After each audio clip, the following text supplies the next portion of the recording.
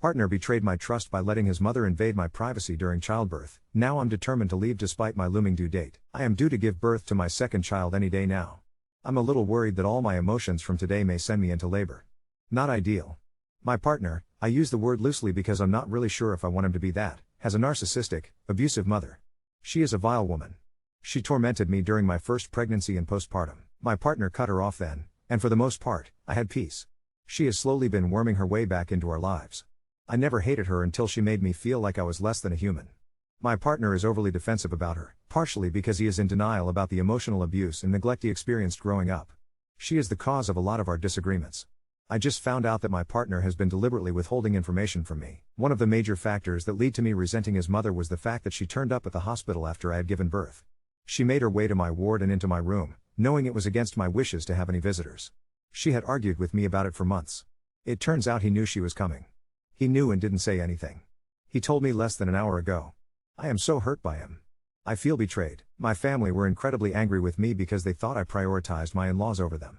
They had been told I did not want visitors and were happy to respect my wishes. I don't blame them for feeling slighted. He prioritized his mother over my wishes. Over my needs. He let my family blame me and said nothing for over 2 years, knowing he could have prevented it. I have told him he cannot come to the birth of our second and that my firstborn and I will be leaving once I can pack the things up. She told me that she did not care about my wishes. She told me how her happiness mattered more than mine. She told me that my stance was ridiculous and that she needs to be there to meet her baby. She told me that wanting space to adjust was unnecessary. She told me that I was being delusional to think I could keep her away. He knew about all of this. He knew and he still gave her what she wanted. He knew about this and lied to me. I cannot trust him to be at the hospital with me. I do not want to see his face as I'm having my surgery. I do not have anyone else, but I'd rather be alone than be with him. Does this make me TA? I feel awful for even wanting to do this.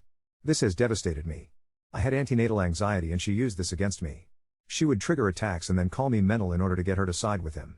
He was not sure what to believe and cut her off because he did not think I was lying. She works at the hospital where I had my baby, doctor. I did tell the staff about the no visitors rule, but she can bypass it with her access card. I'm not sure if he kept quiet to avoid a scene in front of colleagues. He also works there. The fact they argued made me think he didn't know and she did it because he went LC. I cannot change hospitals because I am high risk and under the care of specific doctors. My plan has been created, and I have to stay put. In terms of reporting her accessing my room, I will speak with the hospital in the morning. Update 1. Firstly, I contacted the hospital about my upcoming admission. I was redirected to a safeguarding line and explained the situation. They have confirmed my file is still showing as locked and have taken her details in order to ensure she has prevented access to me. I'm not sure if this will guarantee she stays away, but if she doesn't, I will not be accountable or to blame for the consequences of her actions. Secondly, I did contact the hospital about the previous incident. They are being shifty to say the least. They do not want to take the complaint because I should have contacted them there and then, which I have already explained. It was then that they did not want to take it because a member of staff was involved and that wasn't what they deal with. I have been sure to get their refusal in writing. I was passed around to various other departments. One has agreed to look into the previous incident if she violates my request a second time. Thirdly, I have spoken to my lawyers about quite a few things. I have sent everything to my lawyer. I cannot disclose them on here, but now everything is being set in motion. Finally, this is the update that will get a lot of backlash from most of you. My mill has my hospital date. She sent a message stating that she found it out from someone she works with. They were named in the message. I'm not entirely sure why that person had it to begin with. There was also a mention of how she will already be working on that day. You can pretty much guess where this is going. I cannot do anything about it this weekend, but I will be contacting the hospital and my lawyers on Monday. I'm not sure if I missed anything. My brain is sleep deprived right now. I'll add it if I am reminded or suddenly remember. I'm British. Some stuff you all are saying applies, some does not. I appreciate it, but my lawyers are on top of everything and I have been sending the necessary documents, etc. Hospital change is not an option. As per the previous posts, this is the best hospital for me to be at. If anything were to happen, I would be transferred back there either way.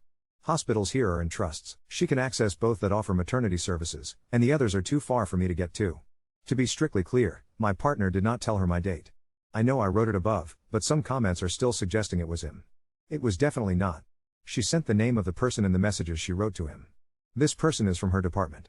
I cannot remember her exact job role, but I know she is in a senior position.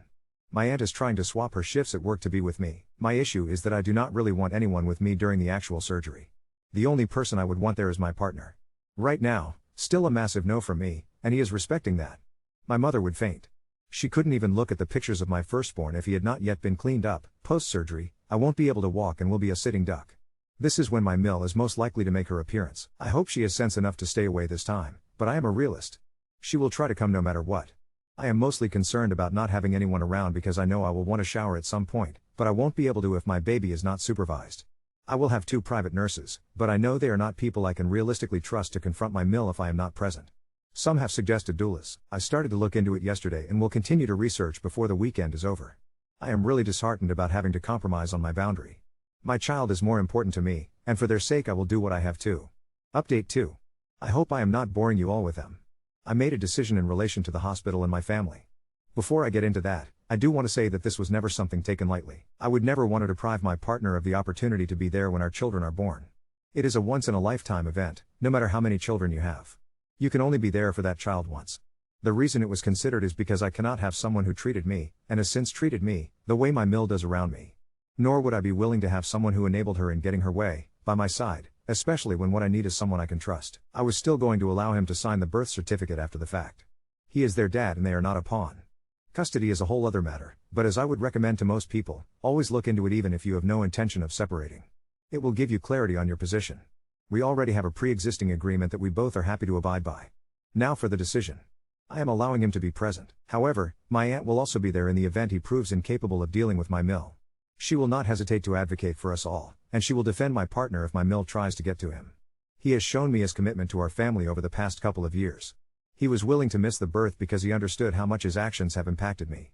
He has also said he will look into therapy for his personal development. He has given me space to come to this decision on my own. I feel it is the best one for our family. I did speak to him about the previous incident yesterday afternoon. My aunt was right about him not being entirely to blame. A lot of it comes down to timings, circumstances, what I witnessed, and what he has told me. He had seen a message from her to say she was on her way to my room and not replied because he was helping me. He did not see the second message where she essentially told him that neither of us was going to prevent her from having her way until after she had already left. It was a case of him knowing, not agreeing that she could come. The fact he did not speak up when he realized she was in the room and she had picked up our baby was another fault he has accepted. However, he did leave to confront her after a nurse arrived to take over. With this, I would be a complete monster to keep him away. He is and will continue to be my partner. I never blamed him for my mill's actions. She deserves to, and will be held accountable for herself. Yes, he lied to me by keeping quiet. Yes, he deceived my family by not correcting them and letting me take the blame. He has said he will speak to them and accept the consequences of his actions. My mill decided to contact me directly yesterday evening. I did have her blocked for calls and texts. It seems I forgot about an app. It has been rectified. Safe to say I have a lot to update my lawyers with. My partner is aware of what I am doing and fully supports it. If you're disappointed in my choice, that is fine. I am the one that will have to live with it. Also, if this makes little sense, please forgive me. I am quite drained. Update 3. Hi all, this is a small update.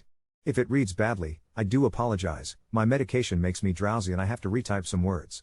I wanted to do it whilst I have this free moment. I'm finally home from the hospital now.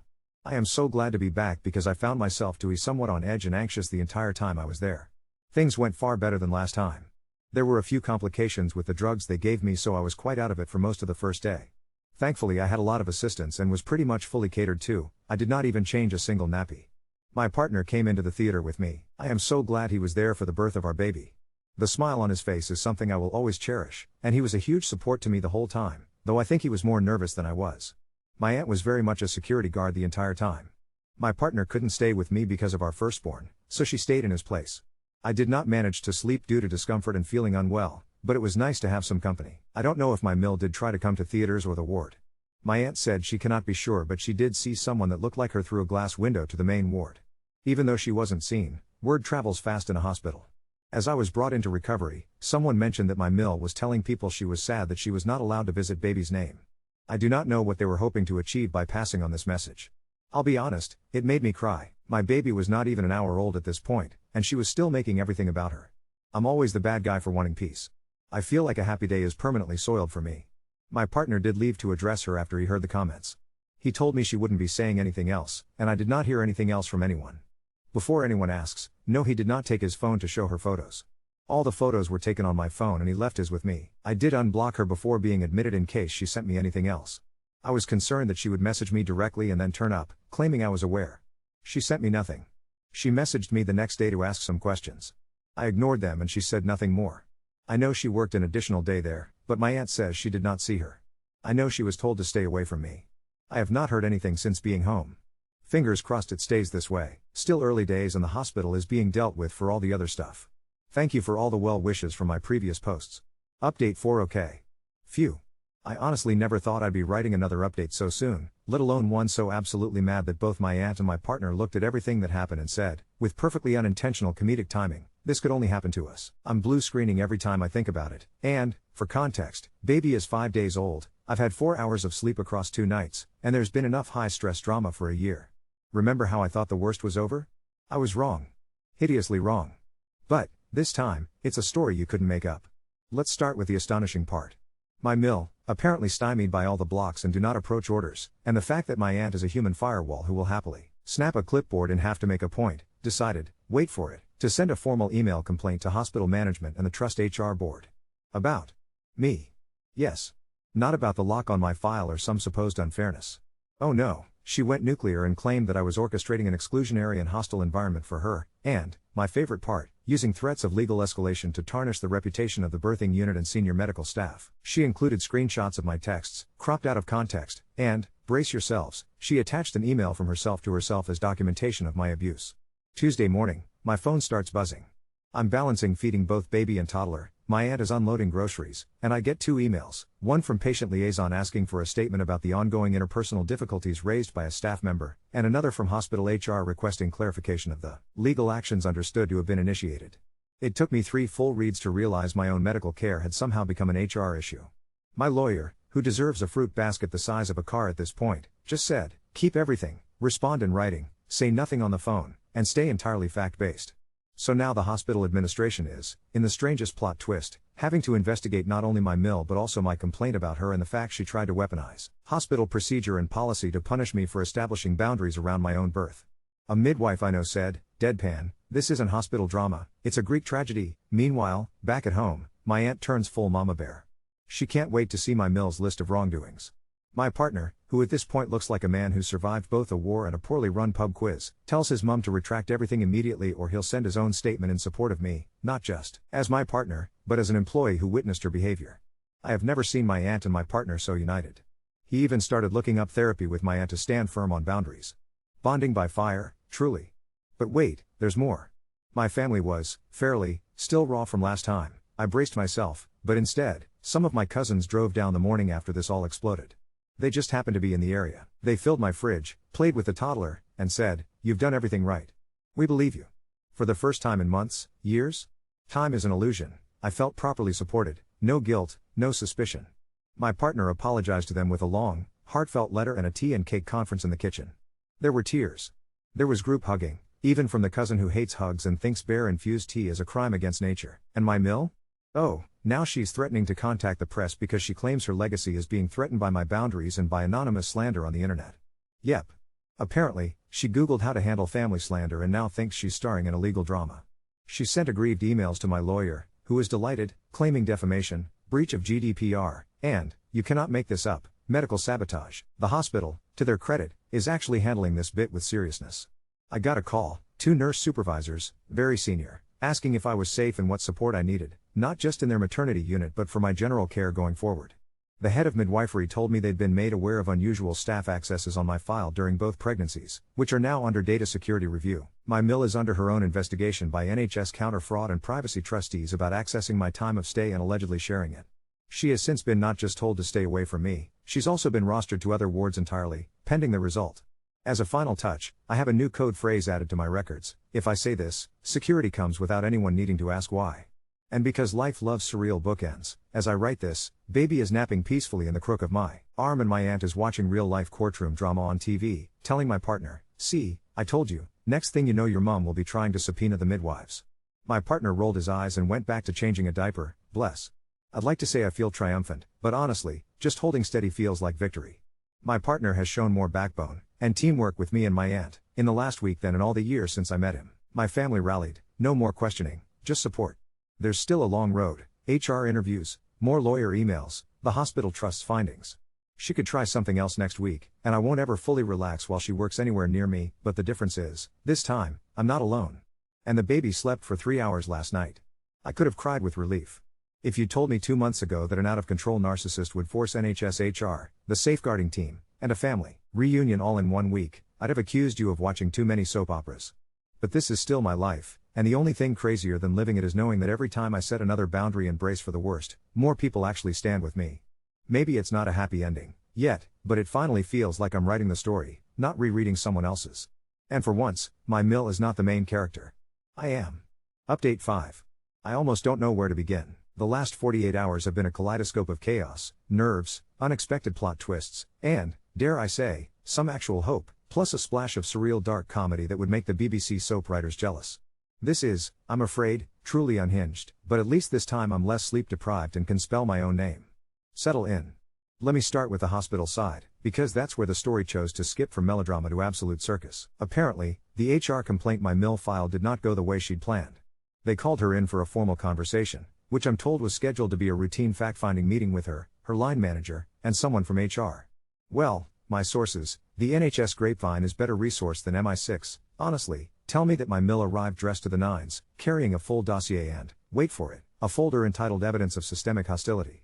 My aunt's immediate text, she's got more files than the Mitford sisters and not a clue between them. Barely 15 minutes in, HR called in a data security lead for clarification, and suddenly it had all the makings of a tribunal. At one point, I heard she started quoting passages from the NHS Code of Conduct as if she was defending herself on Mastermind. This is a woman who once described her own daughter-in-law's wedding as a disappointing local event. Meanwhile, my own interview with HR was, bizarrely, gentle and practical. They apologized for the mess, asked thoughtful questions about support needs, and offered me additional safeguarding measures. Yes, an actual NHS apology. I haven't recovered. Security met with me to confirm that the code word system was working. They told me pointedly that no member of staff, regardless of position, is justified in circumventing privacy protocols on any patient, with one supervisor going so far as to say that if my Mill crossed that line again, it would trigger instant disciplinary review. I honestly half expected someone to break out the tea and biscuits. They even asked the baby's name, cooed over her, and then quietly moved on to discussing how to spot covert visitors. But here's where it all went nuclear. Late last night, my partner got a call from a friend on their ward. Apparently, someone had been accessing my current maternity record, despite the lock. There's a special NHS audit team for data breaches. I didn't know that was a thing either. Hooray for modern digital paranoia, and they'd caught someone poking around at 2 a.m. Spoiler, it was not my Mill. It was her friend, the one she named in the message about my hospital admission date, the very same senior staff member who'd given her my dates last time. Audit traced the activity back to her workstation. Now, both are facing not just trust investigation but a local NHS fraud and security escalation. Both are suspended, and apparently, the staff have been reminded, via hospital email, I've seen the screenshot, that inappropriate access to patient records is not only a dismissible offense but may result in criminal liability. Also, every time I think the world can't get smaller, turns out my aunt's best mate does HR consulting for that very trust, and sent a cake to say, hang in there, you're a legend. Aunt, nothing says solidarity like sponge. Also, she's got stories. Mill, predictably, lost her mind as soon as she heard. First, several dramatic voicemails to my partner, mostly aggrieved wailing about vindictive witch hunts, with several references to Stalinist tactics in my own hospital, I kid you not. Then, around noon, she sent me a WhatsApp. Somehow, my ban on her didn't extend there. Fix now, that is destined for the annals of family lore. My favorites, you have weaponized family against me. You are ruining my reputation across the county, and I will take this to Ofcom if necessary. Still unclear what British broadcasting regulators have to do with NHS discipline, but it was a nice flourish. That wasn't all. Today, for reasons beyond my understanding, she sent a formal email to the entire extended family, ceasing several of my partner's cousins, my aunt, and a cousin who lives in Canada and hasn't visited the UK since 2012. The subject line, our family's struggle for truth. Reader, it was many paragraphs. The highlights included her experience of relentless exclusion, a heartfelt, fictional, retelling of how I laughed in her face at the maternity ward, and a summary of my aunt's supposed campaign of hostility. Bonus points, she said my partner's loyalty is now in question and that our children deserve to know their heritage, unfiltered by modern grievances. Aunt's reply? Please remove me from this mailing list. The responses from the rest of the family. Well, you could practically hear the group chat pinging across the county. My favorite, Auntie, Mill, have you considered watching Les Poirot? Followed by, I think you need a holiday. Several relatives, the ones I was most worried about, texted me privately, offering support and saying, we see right through her. My partner? After we read the email together, he started laughing, actual, cathartic belly laughter. Then he picked up his phone and texted his mum, Mum, please stop. You need help, not enemies. A few minutes later, he called the family members CC'd in to apologize for everything, and spent nearly an hour on FaceTime with cousins listening, venting, And, get this, planning a low-key family get-together at our house for next month. Yes, with our boundaries respected and the promise that not even a whiff of drama will get past Aunt's front door. I think he might just be growing into the man I hoped he would. There's more brewing. The investigation inside the hospital is far from over, but security and 2 department heads have now reached out. One invited me for a coffee to chat about the experience of patient boundaries in NHS care. Plus, my lawyers are filing a formal privacy and data breach complaint. There's talk of an external NHS ombudsman. But here's what's wild. For the first time, the hospital's resources are visibly working for us, not just containing her. Our experience is being treated as a real, systemic concern. I've been asked to help draft some patient guidance on dealing with staff-family conflicts. My partner and aunt have already offered their help, and wants to call the guide, How to Survive Your In-Laws in the NHS. Perhaps best of all, baby is healthy, we're safely home, and my older child is suddenly obsessed with helping, mostly by running into each room to announce, "Shh, baby's sleeping," while the baby is nowhere nearby. My family is finally, fully behind us, no whispers, no cold shoulders, just more casseroles than I can fit in the fridge. I'm even considering therapy. For me, not just for him. Right now, my world is still spinning, but I see the storm's edge receding. I don't know where my Mill story arc leads next. Given recent events, it could be a Channel 4 documentary, but she's not writing my chapters anymore. That's mine again. And, as tired as I am, and as raw as this all still feels, there is, finally, something that feels like pure, unadulterated relief. Final update? I highly doubt it. But for now, baby is sleeping on my chest, my aunt is binge-watching Bake Off, my partner is researching family therapy recommendations, actual, genuine initiative, and I, miraculously, don't feel scared for tomorrow. Just a little bit victorious, and a lot more me than I've felt in years. Update 6. I thought having a newborn and a toddler would mean my life could only get more peaceful after the last round of drama, but somehow, against all predictions, things got even wilder. I feel like I'm living in a never-ending episode of Hospital Confidential written by Agatha Christie and directed by the writers of The Thick of It. If you'd told me a month ago that the NHS would become my unlikely battleground for boundaries, family, and a little revolution in patient rights, I'd have told you to have a glass of water and sit down. But here we are. Buckle up. It began, of course, at 6 in the morning, with an unmarked envelope through my door. Does that ever herald good news? Inside, a single sheet, covered in red pen, titled A Timeline of Hostility. Who was our mystery author? Well, the prose was classic Mill, sanctimonious, delusional, and referencing everyone from Nightingale to the ancient bonds of family allegiance. I actually laughed so hard I woke the baby and nearly startled my poor aunt into dropping her morning toast. My partner took one look and just said, "Maybe it's time for Mum to get a pen pal on another continent." The kicker? Attached was a printout of her original HR dossier, apparently faxed to her. Still don't know how. Do modern hospitals have fax machines? We ignored it, as advised by my now long-suffering lawyer, who is beginning to refer to my Mill as her like Voldemort. But she didn't stop at paper. The next day, my partner was called in, ostensibly to discuss upcoming scheduling needs since he's still on paternity leave, but within 5 minutes the administrator pulled him aside and showed him a complaint from his own mother, implying he'd become compromised and was cooperating with a campaign to undermine family values at work. My partner, who's never been a rule bender, had receipts. He calmly handed over copies of his shifts, WhatsApps where his mom asks him to keep me in the loop her room, emails from HR about the investigation, and the cherry on the cake, a selfie of our newborn wrapped in a jumper while he Googled how to sterilize a bottle when living through a family coup. The admin manager apparently just blinked and said, "We'll call you if we need anything else, but in the meantime, congratulations." Meanwhile, back at the drama epicenter, we discovered Mill had attempted another end run at the hospital, through my midwife. That's right. I got a text saying, "Your partner's mom asked if she could have a coffee with me, anything you want me to know before we meet?" I nearly had heart palpitations. Turns out, the midwife is from the next village over and, plot twist, her mom used to teach with Mill 30 years ago. She told me over the phone, "We all know her, love. We all knew it would come to drama one day. Just rest, we'll shut it down." For once, the village grapevine worked in my favor. The informal coffee was, by all accounts, a train wreck. Mill tried to float rumors about patient instability, and my midwife, diplomatic genius, nodded along, then reported her immediately to her line manager. HR phoned me with an apologetic update. "We've now blocked her access to your care team as well. Sorry for the disruption. Is there anything you need for support?" If that weren't enough, that same day, one of the junior doctors who'd worked with Mill years ago got in touch on Facebook. At first, I panicked. Another snake in the grass? But no. She just wanted to reassure me that after a trust-wide memo about data privacy and family employment, the general mood among staff was. So that's why she's been so dramatic lately. She even dropped off a casserole, because apparently, medical staff apologize in casseroles. My fridge now groans with solidarity and quiche. And yes, there's more. In the midst of this whirlwind, I got an invitation from the head of maternity and safeguarding to attend a patient partnership panel. It seems word has spread of my memoir in progress and my aunt's constant retort, couldn't write it, could you? The trust wants my input on their new boundaries/visitation policies. Baby in arms, toddler coloring beside us, let's be honest, mostly scribbling on aunt's NHS-themed bingo cards. Overheard the phrase data breach in the wild. Check, they heard me out. People actually listened. They even asked for my aunt's take, dangerous move. She went on a 10-minute riff comparing my mill to the Moriarty of ward politics. They're following it up with a working group, and yes, they want the perspective of family champions. Apparently, I'm now an NHS family engagement consultant? I would have preferred boundaries are, but never mind.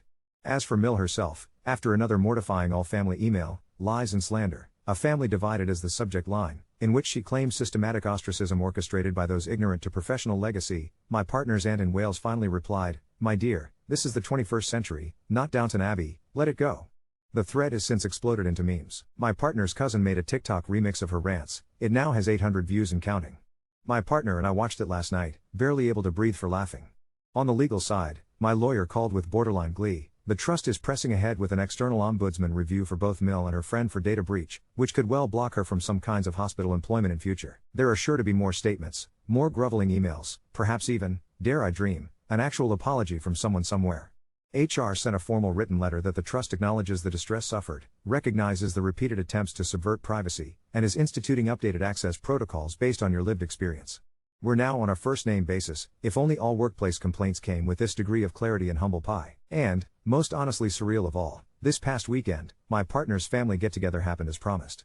My aunt decorated with bunting, celebrating boundaries since 2024, the cousins brought supportive salad and no-drama dip, and we spent all afternoon talking about anything but my mill.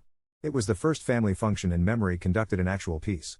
My partner gave a small toast, thanking everyone for standing by us, and when he finished, my cranky, previously skeptical cousin raised her glass and said, "For the first time, this feels like our family, not hers." I nearly cried. We're not at the end. Mill is still out there, fuming in capital letters, likely plotting her next move, carrier pigeons? Skywriting? An interpretive dance outside the spare room window? But I don't flinch every time my phone pings. The hospital feels safe. My partner is unfailingly on my team, my family has rallied, and, somehow, the trust and legal system are, for once, not working against us but with us. I still have nightmares sometimes. A C-section scar isn't the only wound to heal here. But while Mill continues to wage her private melodrama, life in our house carries on, toddler covertly delivering baby socks into every drawer, and running the neighborhood WhatsApp group like she's chief whip, my partner making actual progress in therapy, and me, finally, falling a little bit in love with the chaos of my own story. This might not be resolution, certainly not peace. She hasn't even tried hologram messages or fortune cookies full of veiled threats. Yet, and yet, for the first time, the storm isn't over, but I have an umbrella, a chorus of supporters, and, for the first time, the sense that my side of the story finally means something. If nothing else, at least we'll dine out on this story for decades to come.